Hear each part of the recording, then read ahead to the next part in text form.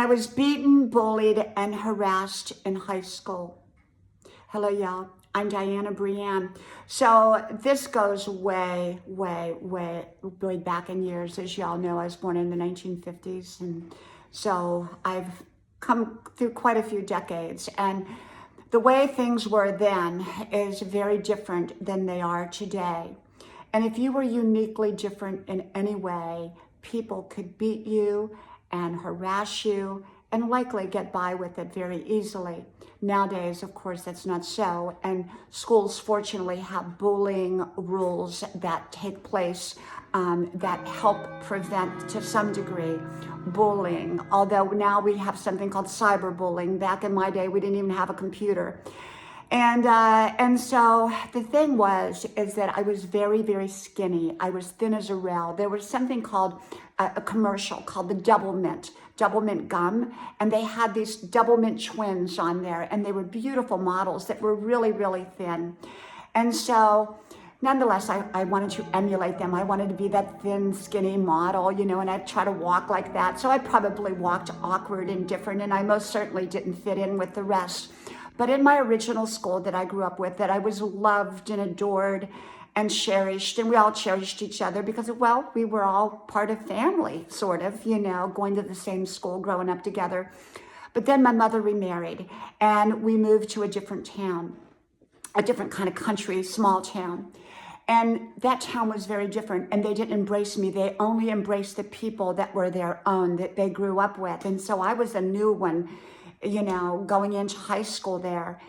And I remember it was horrible, absolutely horrible. Now, remember, this is a long time ago when things were very different.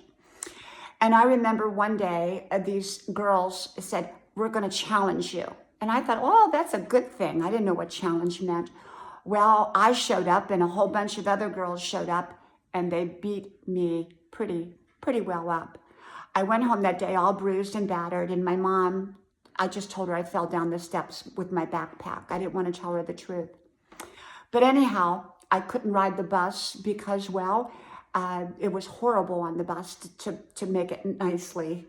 And to say it nicely, it was horrible.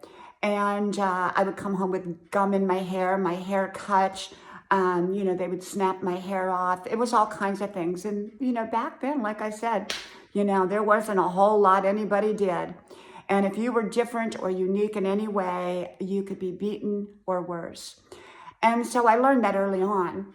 And so I would have to, what I got really great at, and how I became at almost 70 years old, I get out there, rain or shine, in all kinds of weather, and I run, walk, waddle, sprint, you name it. I am out there 7 days a week and have been for many, many, many years. And I think this goes back to that time because when I was probably 12 or 13, I knew I couldn't ride the bus anymore, and I lived quite a ways away.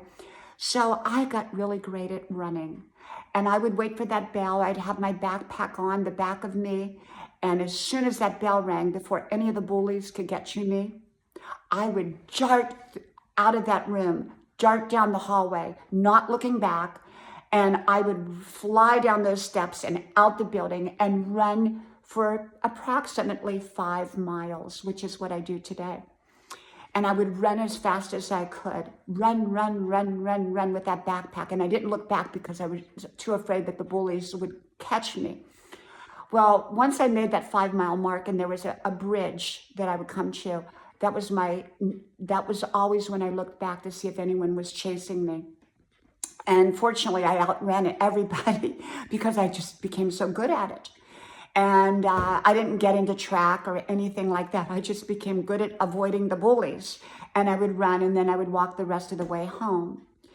And so today I run and I walk. I turned that bad experience into something wonderful that has kept me, pushing 70 in the shape that I am in today.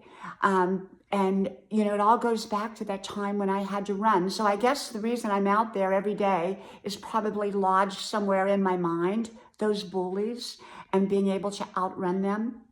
I wonder whatever became of those bullies. I wonder what kind of shape they're in.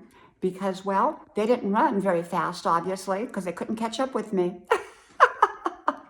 From my house to yours, I hope to talk to y'all soon again. May God bless you. Bye-bye.